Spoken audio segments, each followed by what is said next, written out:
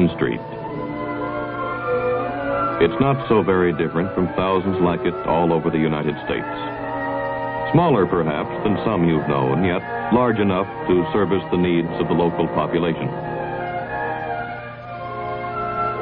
It has a modern drugstore where you can find hundreds of items from aspirin and razor blades to Cokes and chocolate sundaes.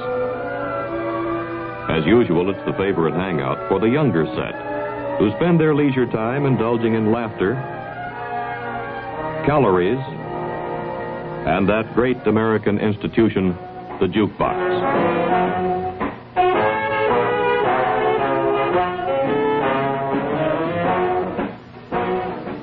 There's a department store.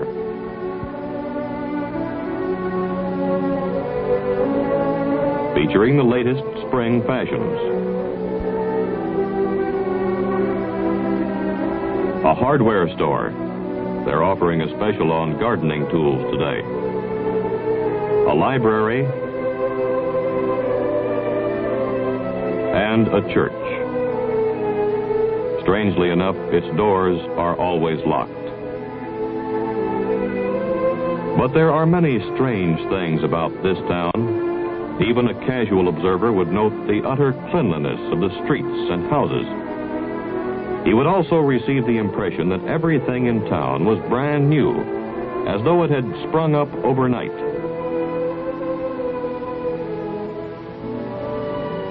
A closer examination of the inhabitants would reveal that all of them seemed to be in their early 20s. Policemen, businessmen, mechanics.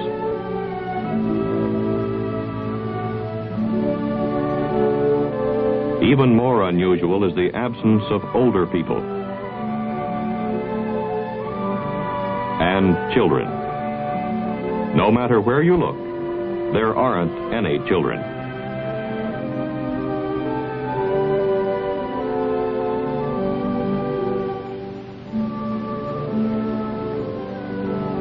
Yet the population seems large enough and busy enough.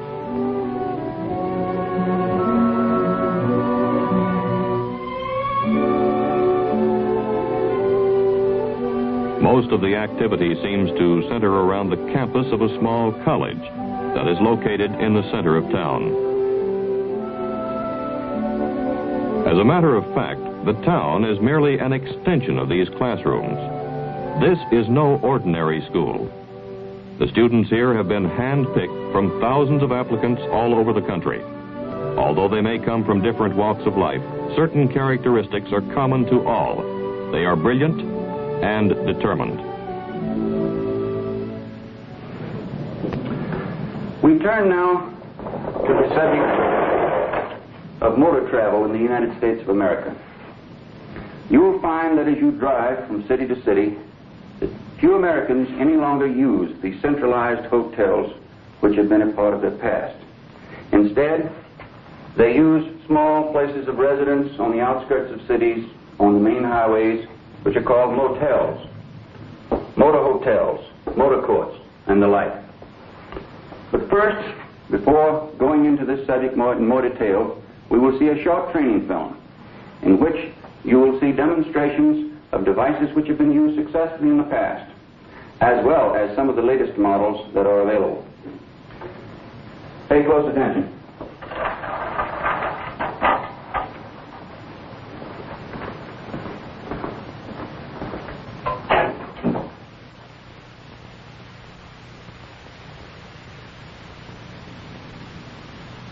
This is a typical American motel.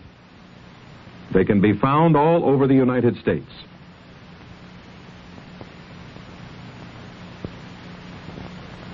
Since most Americans use automobiles as their basic mode of transportation, motels have become very popular. Because of the luxurious facilities that most motels offer, even those who travel by rail or air seem to prefer them to the ordinary hotels that are found near transportation terminals. As you can see, the interior of this room offers many opportunities for the use of surreptitious listening devices. A few years ago, the only devices available to us were tiny microphones, which could be installed behind the walls or under the floors. However, the installation of these microphones took time, and the accompanying wire made them susceptible to discovery. Today, we are no longer faced with that problem. To the unpracticed eye, there is nothing suspicious about this room.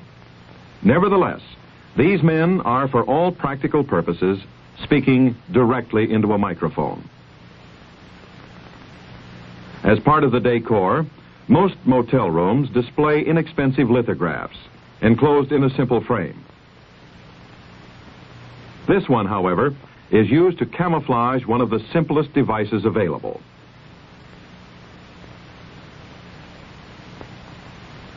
Enclosed within the frame, behind the print, is a complete battery-operated microphone and transmitter. There are no wires or buttons visible. The batteries can operate continuously for more than 200 hours and are easily obtained. The advantages that this unit possesses are obvious. A new picture can simply be exchanged with one already in the room, or if time permits, the existing picture can be utilized by inserting the transmitter kit into the frame. 3/4 of an inch is the minimum thickness of frame that is required for installation. Reception is usually excellent, no matter where the voices are located in the room. On that production figure for DC, I have the estimated daily production of 3. What do you show unit cost at? The estimated unit cost Second one down. is $5,245.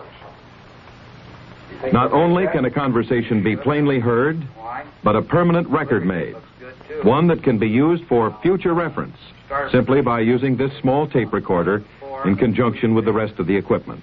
Oh, it's 11,459. The listener doesn't have to be close to the transmitter. He can be a block away, sometimes up to 1/4 of a mile away, if conditions are just right. A passerby would notice nothing out of the ordinary here. Just a motorist checking his route on a road map. Appearances can deceive.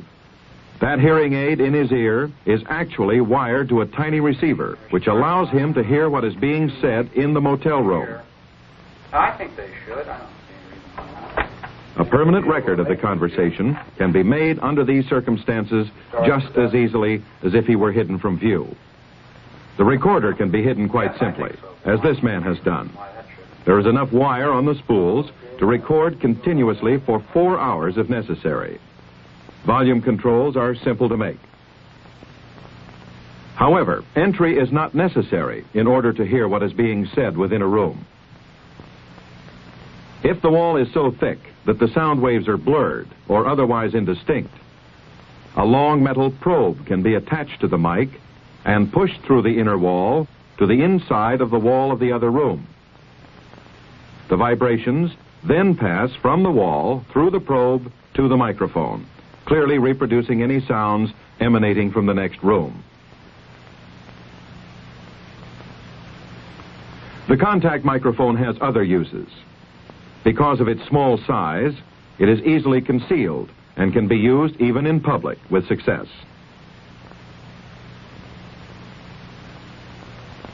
It is a simple matter to lean against a telephone booth without attracting attention. The microphone is simply carried in a coat or trouser pocket and pressed against the glass. The conversation can be heard clearly by the listener. The microphone is used in conjunction with a receiver that may be located either on the body of the carrier or positioned some distance away. These are only a few of the devices that are available. Let's look at them again. The picture frame transmitter. It can transmit all the sounds in an average room as far as 1/4 of a mile under optimum conditions. The contact microphone with different sized probes.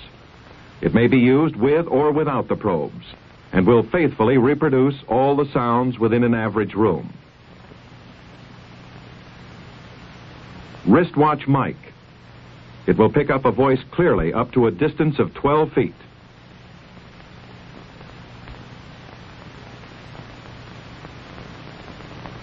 The tie clasp microphone.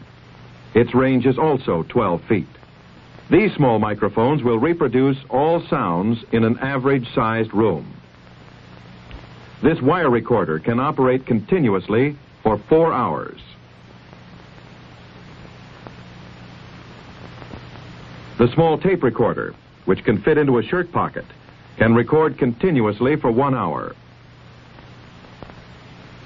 These are some of the tools of your trade, weapons of democracy. Learn them well.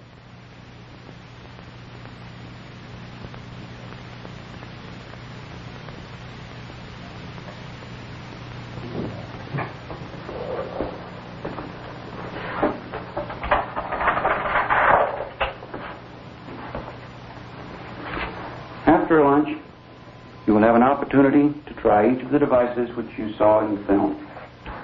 We'll take each of them in turn, learn what makes them work, and then practice the different installations. It is now 12 o'clock. Class is dismissed until 1.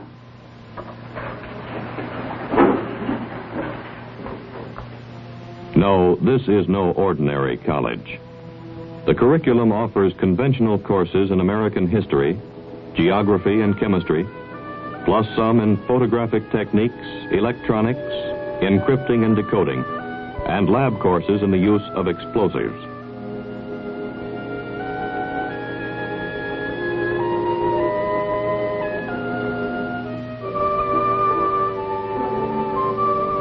The students you see here had to pass some of the most difficult entrance exams in the world. They are a special group. They have to be. The rest of the town's population is just as special. The entire town is a duplicate of what you would find all over the United States. It has modern stores, familiar brand names. The menus offer nothing but standard American dishes. The theater shows the latest Hollywood productions. But it's completely isolated from other population centers.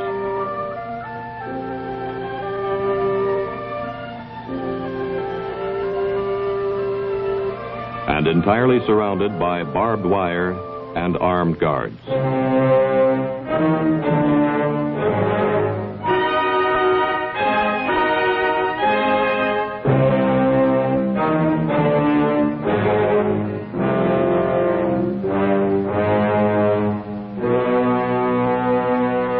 It's called Winitsa and is located in the central Ukraine, one of the southern Soviet socialist republics.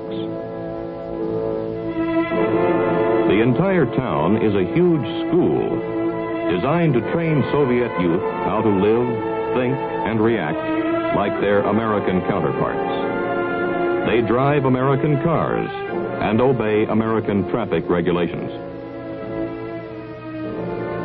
They follow the latest news of America, from sports to Hollywood scandals.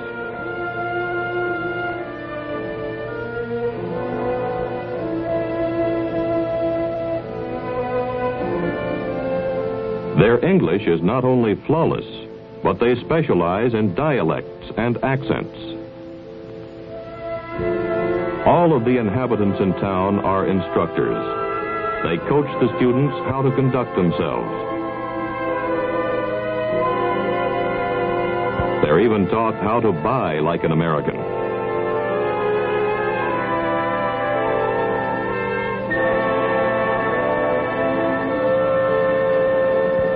The only genuine feature about Winitsa is the fence that surrounds it.